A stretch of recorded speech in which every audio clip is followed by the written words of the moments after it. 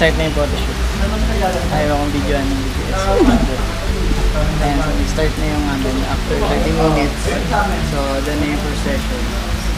Mag-rotation na yung ating mga models sa per base. We have 4 groups. Then, mag-rotation sila sa model. 45 minutes per session. Yan, so far so good na I think mga 4 to 5 shots. Best 4 to 5 shots yung nagawa namin. Anyway, next model lang kami. Ito na yung set. Makikita nyo na kung paano.